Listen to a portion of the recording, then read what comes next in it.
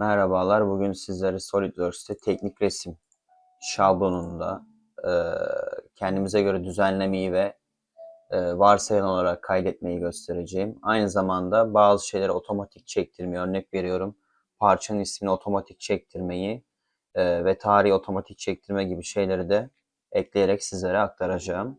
O zaman hemen biz işlemimize başlayalım. Şöyle, teknik resimde A3 formatı kullanılır. e, aklınızda bulunsun. Belki çoğunuz biliyorsunuzdur ama A3 formatı kullanılır. O yüzden ben hazır olan şu A3 formatımı açıyorum. Şöyle ki şunu bir kaydedelim. Parçayı getirmemi istiyor. Şöyle rastgele parçayı bıraktık. Evet, şimdi burada görmüş olduğunuz gibi zaten parçanın ismini direkt çektiriyor buraya otomatik. Bu SolidWorks'ün kendi düzeniyle oluşturulmuş bir sayfa biçimi. Şimdi burada düzenlemeyi yapacağız. Sol tarafta çalışma sayfası var. Çalışma sayfası biçimine sağ tıklayarak çalışma sayfası biçimini düzenleye geliyorum. Şöyle ben bunları kaldırmak istiyorum. Şöyle kaldıralım. Şöyle şuradan başlayalım. Böyle oluşturdum. Ben şimdi kendime göre ayarlamaları yapacağım. Ne olması gerektiğini artık sizler kendiniz seçerek karar verirsiniz.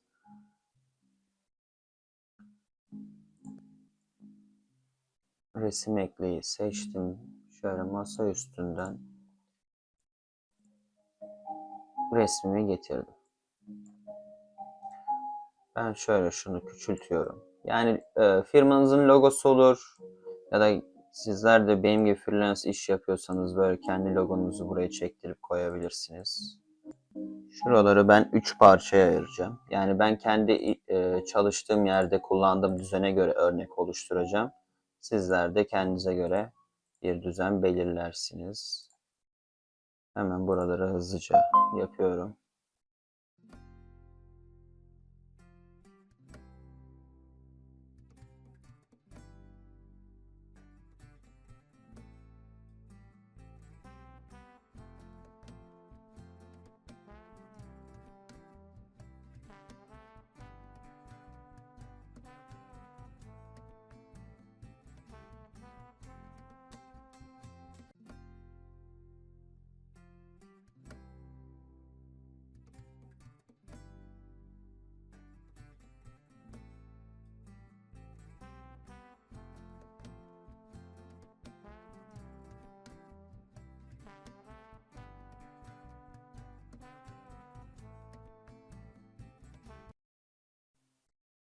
Evet.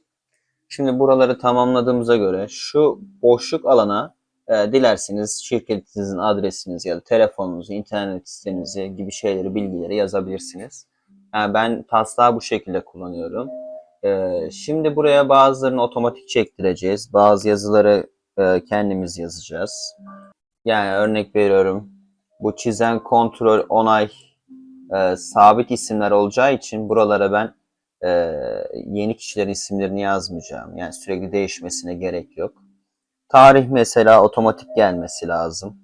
Şöyle yapalım. Evet, şimdi ben burada bazı bağlantılar sağlayacağım. Örnek veriyorum, buradaki tarihe yaratılma tarihini tanımlayacağım. Şöyle ben şimdi buraya geldim, yazıma tıkladım. Sol tarafta link seçme, bir de SolidWorks'ün dosyalarına bağlantı kur diyor. Özelliğe bağlantı kur kısmına tıklıyorum. Şurada özellik adına diyor. Özellik adında belli başlı zaten SolidWorks'ün koymuş olduğu şeyler var. Onları kullanacağım. Yaratılma tarihi. Ben bunu buraya tanımlıyorum ve okeyliyorum. Hatta şöyle düzenlemesini de yapalım. Yaratılma tarihi. Zamanı göstermeyelim. Kısa diyelim ki kafamız karışmasın. Okeyledim. Şöyle bu şekilde bağlantımız geldi. Şimdi ben bunu üçüne de böyle kopyalıyorum. Tabi bunlar herkeste değişiklik gösterebilir. Ve hepsini çekebiliriz açıkçası. Şöyle şurada mesela format size'ı ben otomatik çektirtebilirmişim. Şöyle kaydedeyim, hatta oradaki veriyi sildim, kaydettim. Malzemeyi şu an çekemiyorum ama yukarıdaki düzeni otomatik çektireceğim. Şöyle milimetreyi geldim. Format size seçtim ve milimetrem de otomatik geldi.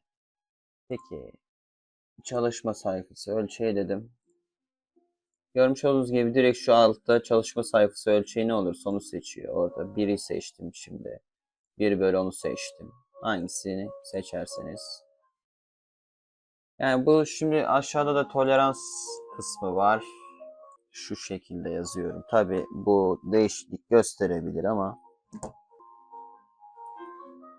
artı eksi 0,10 diyorum. Şu şekilde toleransımı yazıyorum. Bunlar tabi değişiklik gösterebilir. Şöyle sayfa noktamıza geldik hemen. Buna da bir tanımlayalım.